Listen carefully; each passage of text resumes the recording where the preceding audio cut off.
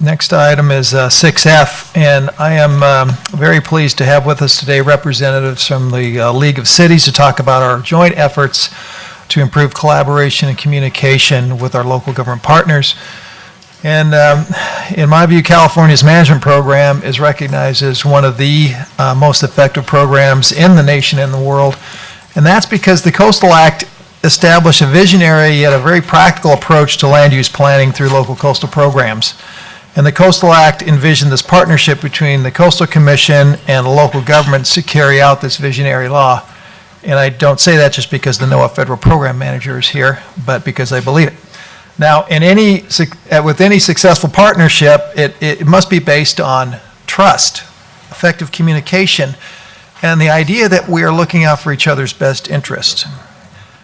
And we're currently facing one of the most significant planning challenges we've ever faced with climate change and sea level rise.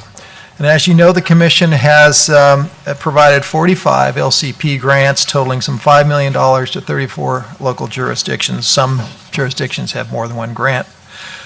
Now, and these LCP grants include a specific requirement to address and plan for sea level rise.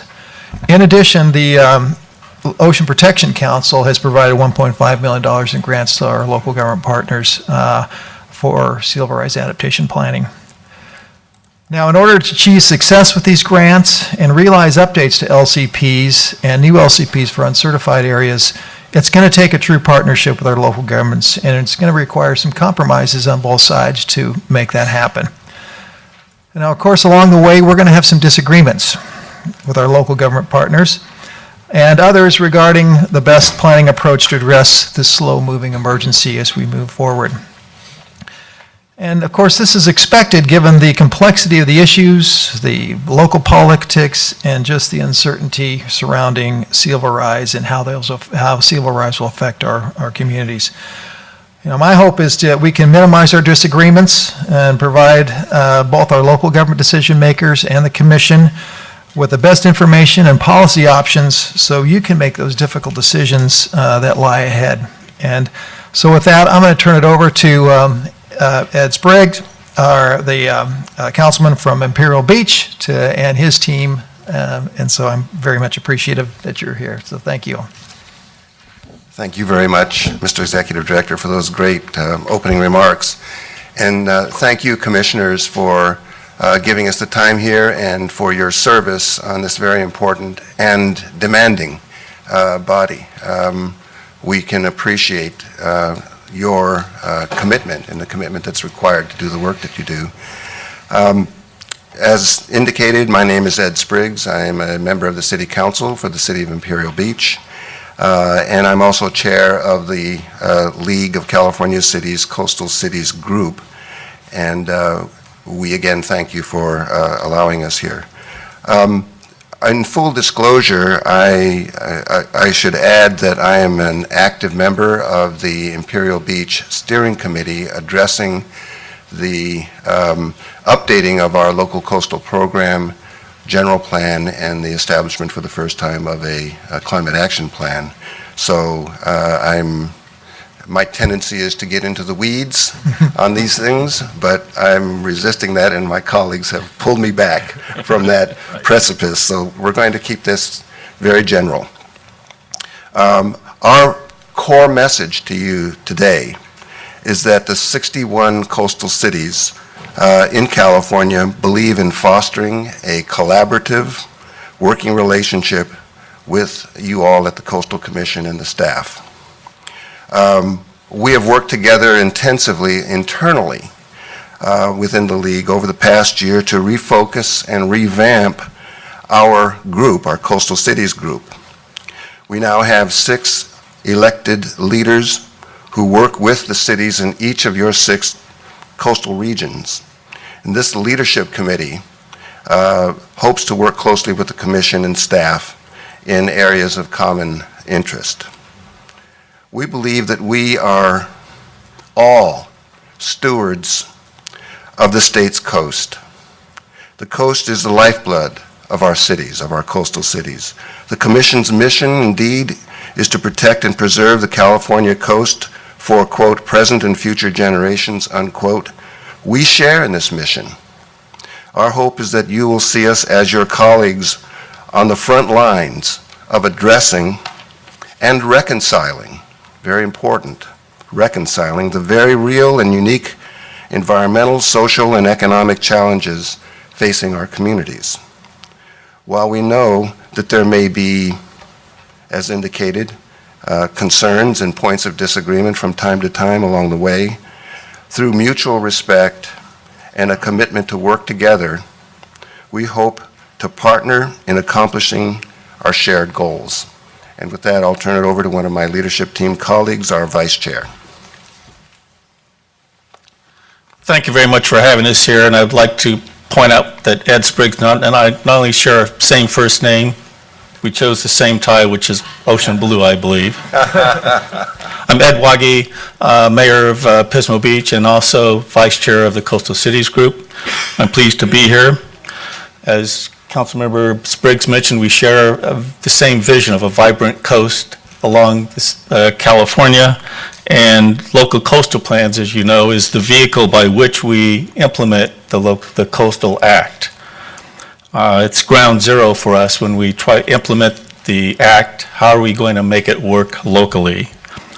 As local elected officials, we do take this very seriously. And as mentioned, the local officials and the commission may time to time have different perspectives on how we are going to carry out the Coastal Act, how to get through the nuts and bolts of these plans. But our long-term goals are consistent: to maintain the coastline for Californians to enjoy. Certainly, as we saw in all the videos today, it's a treasure we must maintain. We see numerous ways that we can work with you.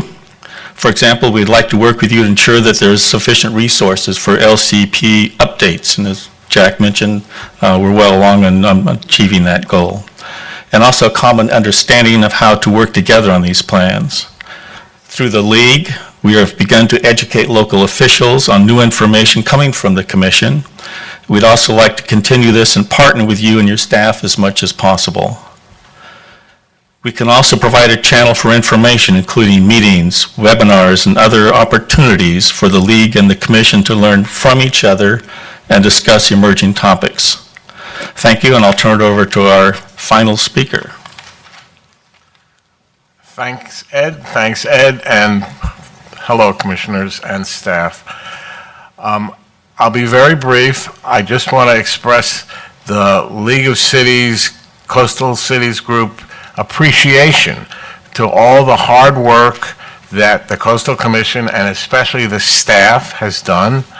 The institutional memory that the Coastal Commission affords us is an invaluable resource, and we really appreciate the fact that you have had a long history of protecting the coast. It's an important goal that we all share. The League of Cities, Coastal Cities Group has an ambitious work program. You've heard some things about it.